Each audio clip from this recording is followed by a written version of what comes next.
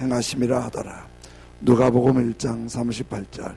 마리아가 이르되 주의 여종 예언이 말씀대로 내게 이루어지이다 하며 천사가 떠나가니라. 누가복음 2장 26절. 그가 주의 그리스도를 보기 전에는 죽지 아니라 하는 성령의 지시를 받았더니. 아멘. 우리 화면 하나 올려주세요. 똑같이 읽겠습니다. 시작. 2020년은 주님께서 우리를 돌보시는 해입니다. 우리는 주님의 기쁨이 됩니다. 한 번 더. 2020년은 주님께서 우리를 돌보시는 해입니다. 우리는 주님의 기쁨이 됩니다. 서로 아멘. 서로 인사하실 때 2020년은 주님께서 우리를 돌보시는 해입니다. 2020년은 한 번 더. 우리는 주님의 기쁨이 됩니다. 우리는 주님의 기쁨이 됩니다. 아멘. 도장을 새기는 집이 있잖아요.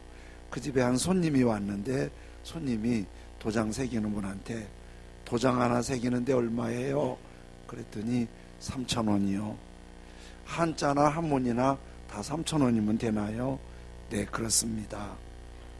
이름이 길든 짧든 다 3,000원인가요? 물론이지요. 그런데 손님이 이름을 내놓는데 이름이 너무 긴 거예요.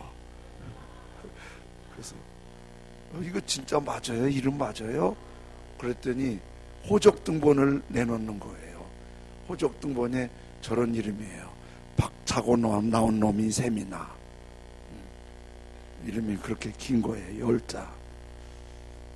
그런데 저 이름을 가지고 오는 그분은 아들 도장을 팔려고 왔는데 아버지가 고등학교 국어 선생님인데 딸 넷 낳고 5번째 아들을 낳아서 아들이 너무 귀해서 어떻게 귀한 이름을 지을까 하다가 박차고 나온 놈이 성이 박신가 봐요. 복차고 나온 놈이 셈이 나도록 복받아라. 그렇게 해서 저렇게 이름을 줬대요. 배우리 씨가 쓴 우리말 고운 이름 한글 이름이라는 책에 있는 얘기입니다. 우리나라에서 가장 긴 이름이 호적에 등록된 건 인터넷상에 보니까 황금 독수리 하늘을 날며 세상을 놀라게 하다. 저게 이제 우리 한국에서 진짜 있는 이름 중에 최고 긴 이름이래요. 같이 한번 제 불러볼까요? 똑같이 시작.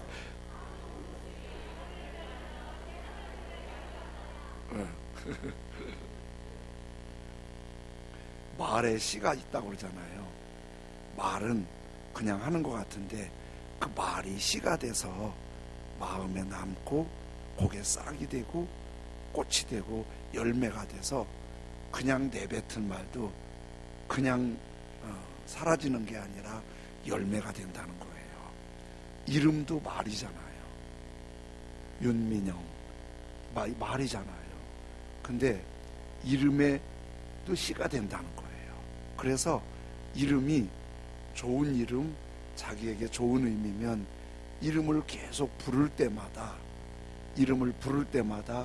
좋은 느낌, 희망, 좋은 꿈, 좋은 생각을 할 수 있어서 좋은 이름이 좋은 거예요. 나쁜 이름, 되게 불편한 이름, 그런 이름은 계속 또 불러주면 나쁜 생각, 불편한 생각, 마음의 상처 이런 것들이 되면 이게 이름을 한두 번 불러주는 게 아니잖아요. 수없이 이름을 부르면서 그 이름이 그 사람의 삶이 된다는 거예요. 이름은 되게 그 사람에 대한 기대나 염원이나 소원이나 복이 담겨 있는 거예요. 그래서 이름을 질 때 그런 아주 좋은 부르기 좋고 복이 있고 의미가 있고 그리고 유익이 되는 이름을 지어주려고 하는 거죠. 그런데 이름 중에 가장 힘있고 지혜와 치유와 생명이 있는 이름은 예수님의 이름이에요. 예수님의 이름은 경험할수록 깨달을수록 알수록 우리에게 도전이 되고 치유가 되고 회복이 되고 생명이 되는 거예요. 이름이, 예수님의 이름이, 그 예수님을 알아갈수록, 경험할수록, 예수님의 의미를 알수록 예수님의 이름이 능력이 되는 거예요. 필립 켈러 목사님이 목자가 본 시편 23편이라는 책을 냈는데, 오래전 책인데 보이스사에서 냈는데요, 저 책에 켈러 목사님이 파키스탄에 선교하러 갔다가 사막에서 폭우와 번개를 만나요. 그래서 그 넓은 사막에서 어디든 피하고 싶은데 피할 곳이 없는데 마침 허그러진 움막집이 하나 있는 거예요. 그래서 그 움막집에를 이렇게 들어갔더니 비가 와서 우중충한 데다가 집안이 창도 없고 불빛도 없어서 더듬어 들어가야 할 만큼 그런 움막이에요. 날씨가 좀 쌀쌀해서 불을 피웠는지 동물의 분뇨 말린 거를 불태웠어요. 그러니까 그 움막 안이 매캐한 연기로 꽉 차 있어요. 그리고 방이 전체가 한 칸인데 10대 소녀로 보이는 깡마른 애가 아기를 안고 있고, 그리고 그 움막 안에 가축으로 보이는 동물들을 또 같이 키우는 거예요. 그리고 비가 와서 그 흙벽돌 사이로 물이 흘러내리는 거예요. 그러니까 상상이 가잖아요. 동물 분뇨가 타는 냄새, 연기, 그리고 동물이 같이 살고 있고 그 분뇨들이 있고 질퍽하고 환풍이 안 되고 막 역겨운 거예요. 거기 있으면서 선교사님이 이런 생각이 드는 거예요. 차라리 밖이 나을 것 같다. 아주 불편하게. 그런데 이왕이 들어왔으니까 밖에도 날씨가 쌀쌀하니까 조금 더 기다렸다가 비가 그치면 옮기려고 잠깐 그 안에 앉아있는데, 문득 앉아있는데 주님의 말씀이 이 켈러 목사님 마음에 들려지는 거예요. 예수님의 말씀이 이렇게 들려져요. 이것이, 이 불편한 이 환경이 바로 내가 사람들에게 찾아왔던 환경이다. 이 켈러 목사님이 그렇게 역겹게 불편하게 이런 데서 어떻게 살지? 이렇게 생각하고 있는 그 환경이 주님이 말씀하시는데, 예수님이 이 땅에 오실 때 이 땅의 모습이 그렇게 지저분하고 추하고 부정하고 더럽고 역겨운 세상이었다는 걸 말씀하시는데, 그 말씀이 켈러 목사님에게 딱 들려지는 순간 목사님 마음에 자기 속에 너무 부정하고 더러운 생각, 자기가 너무 부정하고 더러운 거, 부끄러운 거, 그리고 주님의 그 거룩하신 주님이 이렇게 추하고 더러운 자기를 사랑하시는 이런 마음에 확 오는데, 그렇게 역겹고 추하고 더럽다고 생각했던 그 생각 다 사라지고 주님의 이 추하고 부끄러운 사람을 사랑하신 사랑이 마음이 울컥해지면서 너무 감사하고 그 환경이 너무 은혜로운 거예요. 이렇게 예수님은 사람들이 알수록, 이렇게 경험할수록 험하고 힘들고 지친 세상에서 오히려 더 큰 은혜와 거룩한 임재와 푸른 사랑을 경험하게 하는, 예수님을 알면 알수록 그런 거예요. 예수님께서 이 세상에 태어나시고 누가복음에서는 예수님을 기르는 마리아와 요셉의 얘기를 상세하게 설명해요. 8일 만에 구약의 성경대로 할례를 행하고, 대개 아기가 태어나면 7일 동안 산모가 부정하고, 또 33일 동안 아들이 낳을 동안에는 레위기에 의하면 정결 기간을 갖게 되고, 그래서 7일, 33일, 40일을 지나야 외출을 못하던 산모가 외출할 수 있게 되지요. 그래서 40일째 되는 날 아기를 안고 정결 예식을 행하러 가는데, 정결 예식은 예루살렘 성전에 올라가게 되지요. 그래서 마리아와 요셉은 이런 누가복음의 설명대로 보면 성경 말씀을 늘 생각하고, 자기들의 삶도, 자녀를 기르는 모든 것도 성경적으로 하려고 굉장히 주님을 바라봤던 믿음의 사람이라는 걸 알게 되지요. 그런데 예루살렘에 마리아 요셉이 아기 예수님을 안고 올라갔는데, 예루살렘은 성전 주변에는 지금도 잘 사람들이 북적거려요. 예루살렘은 성지가 우리 기독교인들만 성지가 아니라 무슬림도 성지예요.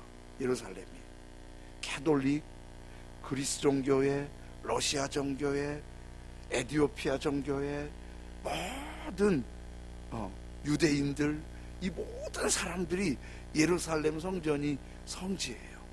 그러니까 거기에 각종 구약 성경을 배경으로 하고 있는 사람들이, 순례객 예배자들이 모여서 북적거려요. 거기에서 장사하고 음식을 파는 사람들이 또 만만치 않아요. 그래서 항상 365일 북적북적 하는데, 요즘만 그런 게 아니라 예수님 때도 순례객 예배하는 사람들이 북적북적하고, 거기에 사람이 있으니까 장사하는 사람들이 북적북적해요. 그 중에 마리아 요셉처럼 아기를 낳아서 정결 예식하러 오는 사람들도 많고, 그 중에 마리아 요셉도 아기 예수님을 안고 지금 성전에 올라온 거예요. 갓난아기 예수님은 탄생하실 때는 성탄절의 그 화려한 모습처럼 별이 뜨고 동방박사가 경배하러 오고 또 목자들이 와서 경배하고 그랬지만은, 사실은 우리가 그렇게 화려하게 했던 것처럼 그러지 않았어요. 소수, 동방박사, 목자, 마리아, 요셉, 천사, 그 정도지. 조용했어요. 그것도 다 끝났어요. 40일 만에. 그리고 예수님이 이 땅에 성전에 마리아와 요셉에 의해서 아기 예수님으로 오셨을 때는, 예수님은 세상에 왕권이 있는 게 아니었어요. 왕손도 아니에요. 그렇다고 권세자의 자녀도 아니에요. 돈 많은 부잣집 자녀도 아니에요. 나사렛 시골 출신이고 베들레헴에서 아기를 낳았고 정결 예식을 하러 예루살렘에 왔으니까 누가 알겠어요? 누가 예수님을 알아봤겠어요? 그 초라한 마리아 요셉을 누가 알아봤겠어요? 그냥 시골 마리아 요셉이, 젊은 사람들이 아기를 안고 법에 따라서 예루살렘에 온 초라한 한 가정일 뿐이에요. 그런데 뜻밖의 오늘 누가복음에는 그 이에 아기 예수님을 알아본 사람이 있었어요. 아무도 관심이 없고 다 자기 일에 바쁘고 자기 계획을 따라가는데, 마리아 요셉이 안고 온 아기 예수님에 대해서 한 사람이 관심을 갖고 찾아온 거예요. 그리고는 이렇게 노래한 거예요. 누가복음 2장 28절 31절 똑같이 시작. 시몬이 아기를 안고 하나님을 찬송하며 이르되, 주제여 이제는 말씀하신 대로 종을 평안히 놓아주시는도다. 내 눈이 주의 구원을 보았사오니 이는 만민 앞에 예비하신 것이요. 시몬이라는 분이 갑자기 마리아 요셉 앞에 오더니, 아기 좀 잠깐 줄 수 있으세요? 그러더니 아기를 안고 하나님 앞에 찬송하는데, 주제요 하나님 아버지, 내게 말씀하시더니 이제 주님께서 종을 평안히 놓아주시네요. 내가 주님의 구원을 보았습니다. 오늘 우리식으로 하면 아기 예수님을 안고 내게 강 같은 평화, 내게 강 같은 평화. 하늘 위에서 그 평안이 내려온다고 막 노래하는데 저 노래가 그냥 예사 노래가 아니겠지요. 시므온은 아마 아기 예수님을 안고 눈물을 글썽글썽하면서 주님, 이제 나를 평안히 놓아주시고 내가 주의 구원을 보았습니다. 만민을 위해 예비한 구원의 길입니다. 그러면서 막 좋아하는 거예요. 그 예루살렘 성전 주변에 많은 사람들이 있었는데 시므온이라는 이분만 예수님을 알아보고 그렇게 평안을 주시고 구원을 주시는 주님을 가슴 뜨겁게 노래하는 거예요. 이렇게 예수님을 알아보면, 예수님을 경험하면, 예수님을 믿음으로 제대로 바라보면 평안, 구원, 은총을 보는 거예요.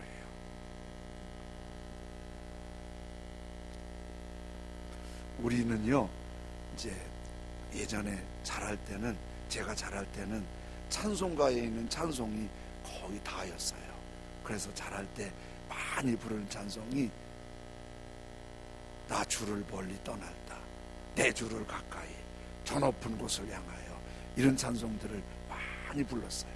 부흥회 때는 죄에서 자유를 얻게 하면 편찮은 주님의 사랑과 막 불길 같은 성신여 뭐 이렇게 부르고, 평상시에는 아주 천천히 부르고 되게 그랬어요. 그러더니 우리가 한 청년 때쯤 되니까 복음성가가 나오기 시작했어요. 그래서 복음성가에 율동까지 곁들이니까 조금 재밌게 찬송했죠. 미국에는 1930년대에 복음성가가 시작이 됐어요. 그래서 미국 복음성가의 아버지라고 부르는 분이 토마스 도르시라는 분인데요, 아버지가 침례교 목사님이고 어머니가 피아니스트인데 그 안에서 자란 이 토마스가 음악성이 있는지 음악을 전공하고 찬양 사역을 했어요. 이분이 음악성도 있는 데다가 영성도 있어서 찬양이 얼마나 감동적인지 미국 전역을 다니면서 찬양 사역을 했어요, 이분이. 그리고 이분이 찬양 사역을 하면 임재가 있어서 막 울고 기름 부음 받고 그랬고, 이분의 찬송이 미국 전역에 찬송가에서 벗어난 조금 더 아주 피부에 와닿는 찬송을 하게 되었죠.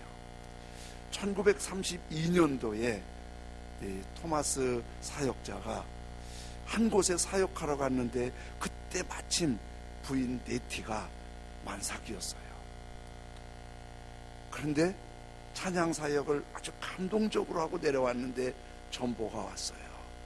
부인 네티가 아기 출산하고 관리가 잘 안 됐는지 숨을 거두었다는 거예요. 그래서 모든 스케줄을 정리하고 집으로 황급히 달려왔죠. 달려와서 보니까 태어난 아기는 그 다음날 세상을 떠났어요. 졸지에 아내와 아기가 다 세상 떠났어요. 너무 마음이 아프지만 아내와 아기를 함께 장례식을 치르고 혼자 주저앉아서 하나님 앞에 이렇게 울부짖어요. 하나님, 당신이 정말 하나님이십니까? 하나님이 살아계신다면 어떻게 나에게 이런 일이 있을 수 있습니까? 그러면서 아무것도 못하고 몸과 마음이 다 처져 있고 지쳐 있어요. 그때 기도를 많이 하는 친구가 위로한다고 잠깐 나하고 가자고, 그래서 이끌고 음악 연습실로 데리고 갔어요. 넋을 잃은 사람처럼 음악 연습실에 탁 들어갔는데 피아노 의자에 털썩 주저앉았어요. 털썩 주저앉아 있는 이 도르시에게 주의 성령이 쭉 밀려오고 주님이 그 마음을 만져줘요. 그리고 지치고 아픈 마음이 싹 치유되면서 주님의 평안, 주님의 구원이 경험되는 거예요. 그 주님의 사랑과 주님의 평안을 막 경험하고 나서 자기가 그 자리에서 주님이 주시는 감동대로 그 글을 쓰기 시작해요. Precious Lord, take my hand. 그러면서 귀하신 주님, 제 손을 잡아주세요. 그리고 시를 쓰자마자 그 시를 피아노 두들기면서 노래를 불러요. 이 노래를 엘비스 프레슬리가 감동을 받아요. 그래서 엘비스 프레슬리가 이 노래를 불러요. 그래서 미국 전역에서 그때 아주 굉장히 감동적인 노래가 돼요. 아주 미국 대통령이었던 존슨 대통령은 마지막 세상 떠나기 전에 유언하기를, 내 장례식에 이 노래를 좀 불러주십시오. 그럴 만큼 우리는 조금 우리에게 맞게 가사를 새롭게 했지요. 주님이여, 이 손을 꼭 잡고 가소서. 약하고 피곤한 이 몸을 폭풍우 흑암 속 해치사 빛으로 손잡고 날인도 하소서. 같이 2절. 인생이 힘들고 고난이 겹칠 때 주님이여 날 도와 주소서. 외치는 이 소리 귀 기울이시사.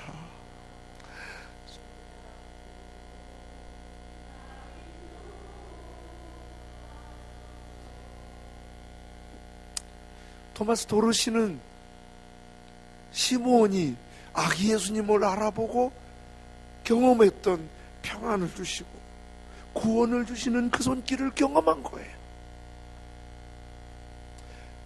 그때 가장 절망적이고 가장 슬프고 가장 힘들 때 그 주님을 알아본 거예요. 그 주님을. 사랑하는 여러분, 이렇게 주님을 알아볼 때 그 주님의 손길이 있는 거예요. 우리 다 같이 이렇게 예배를 드리고 있지만은 어떤 분은 주님을 알아보고 있어요. 그 주님을 만나고 있어요. 어떤 사람은 무덤덤하게 예배 드리는지 모르는데 어떤 사람은 시므온이 경험한 그 주님을 알아본 거예요. 그런데 참 신기하잖아요. 예루살렘의 그 많은 순례객들, 그 많은 예배자들, 그 많은 자녀들을 정결례 시가로 모인 사람들, 그 많은 사람들이 있었는데 누가복음에 소개하는 그 예수님을 알아본 사람은 시므온밖에 없었어요. 시므온은 어떻게 알아봤을까요? 시므온은 그 예수님을 어떻게 알아봤을까요? 시므온을 소개하는 소개에서 보면 시므온이 예수님을 알아볼 수 있었던 그릇이 준비되어 있었어요. 2장 25절 똑같이 읽어보겠습니다. 시작.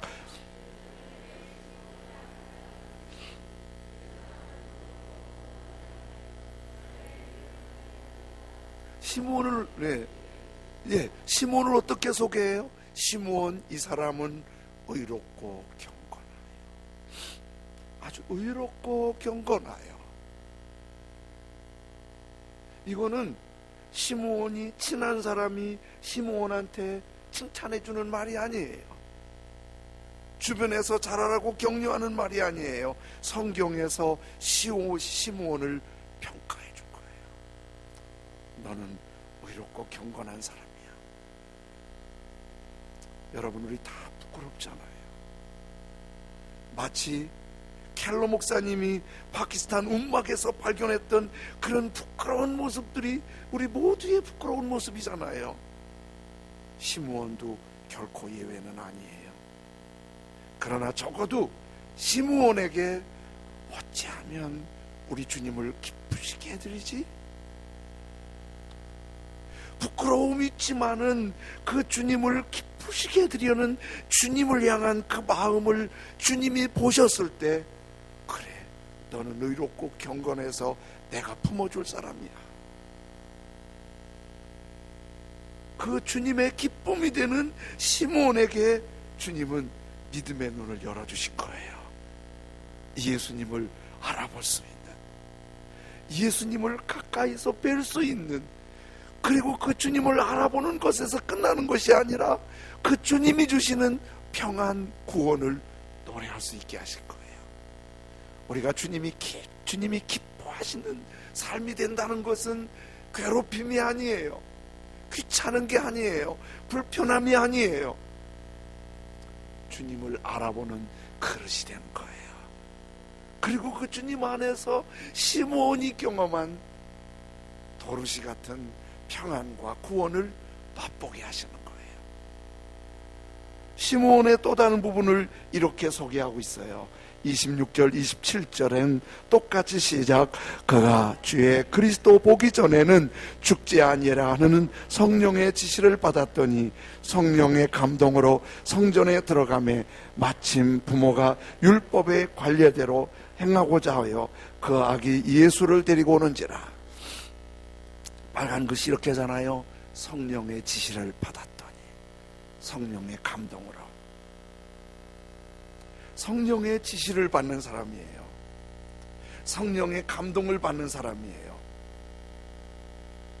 사실은요, 시므온이 너 죽기 전에 예수님 볼 거야, 이런 얘기 들었을 때 시므온이 그 얘기가 뭔 말인지 알아듣기가 되게 어려운 얘기예요. 지금하고 달라요.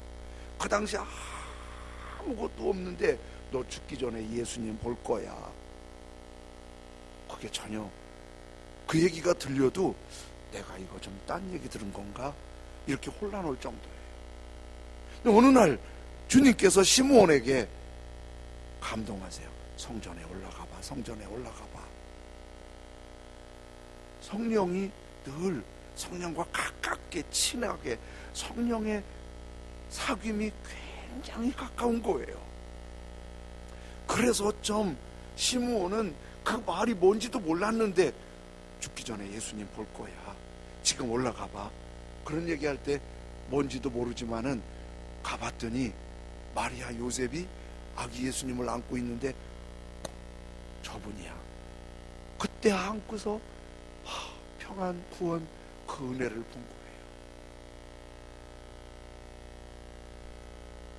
여러분, 예수님을 나의 주님으로 믿고 영접해서 구원받고 제사함받고 거듭나면요, 여러분, 예수님 믿는 사람은 다 성령이 여러분 안에 계세요.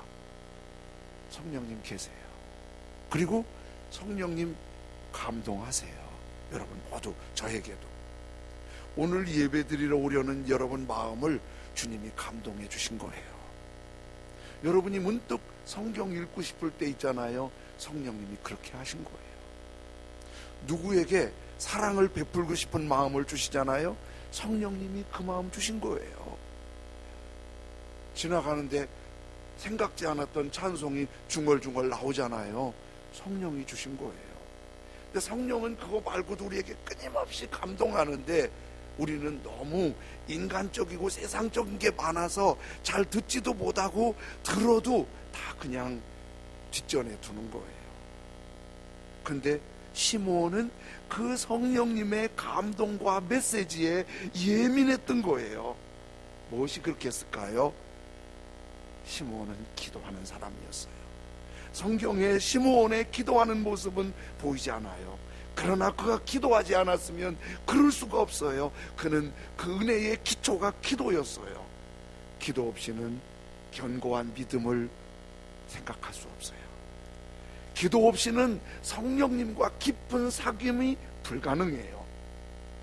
그래서 기도를 더 많이 해야 돼요. 기도를 더 깊게 해야 돼요.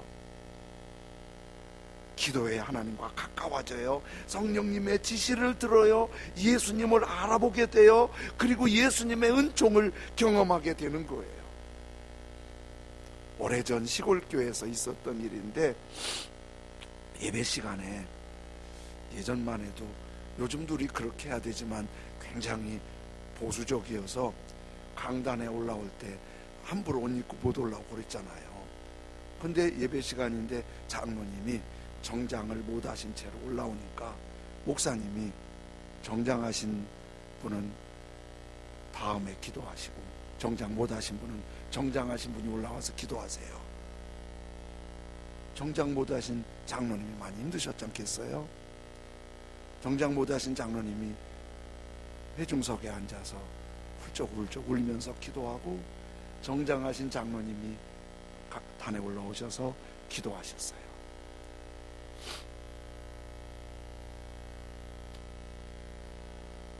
그 정장을 못 하신 장로님은 구남매를 기르는데, 농사 지으면서 구남매를 기르다 보니 양복, 넥타이는 엄두도 못 냈어요.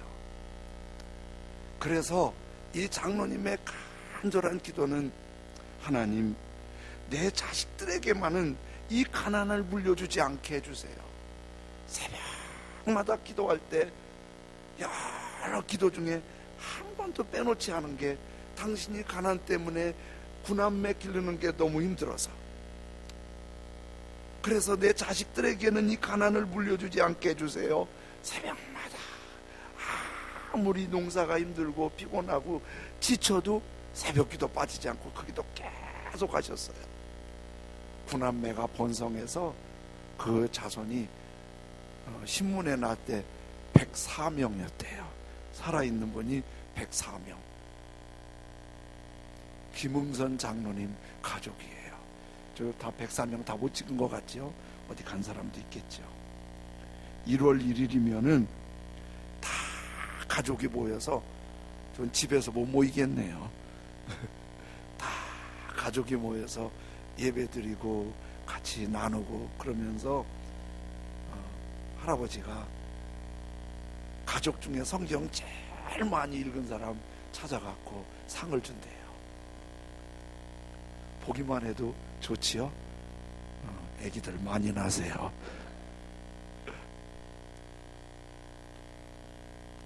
그 김웅선 장로님의 장남이 매산고등학교 교장을 역임하신 김흥규 장로님, 둘째가 육군 대령 전역후 명보기업 회장인 김병규 장로님, 셋째가 TNS 회장인 김성규 장로님, 두 분 다 굉장히 큰 기업이라고 하더라고요.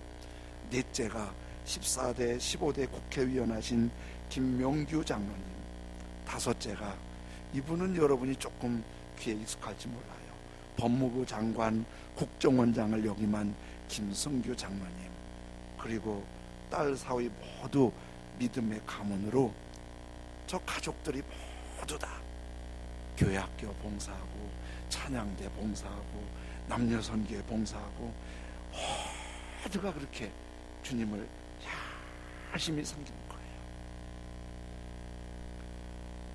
김응선 장로님이 자녀들한테 7가지 훈계를 꼭 하셨대요. 그 중에 하나가 이런 거예요. 하루를 기도로 시작해라. 하루를 기도로 시작해라. 하나님을 믿는 백성은 기도로 하루를 시작해야 한다. 새벽 예배를 드리면 남보다 하루를 일찍 시작할 수 있을 뿐 아니라 육체적, 정신적으로 건강해진다. 자녀들에게 이걸 꼭 강조했다는 거예요. 첫 번째, 7훈계 중에서 첫 번째가 하루를 기도로 시작해라. 새벽 예배를 드리면 남보다 하루를 일찍 시작할 수 있을 뿐 아니라 육체적, 정신적으로 건강해진다. 시므온은 그 많은 예루살렘에 북적이는 사람들 중에서 예수님을 알아보고 평안과 구원과 주님의 그 큰 손길을 느꼈어요. 체험했어요. 뭐가? 그가 기도하면서 주님을 끊임없이 바라보고 주님의 기쁨이 되도록, 성령님의 감동에 순종하도록, 기도하면서 주님의 기쁨이 되도록 성령의 감동이 계속 순종하도록. 그랬더니 주님이 그 손을 잡아주셔서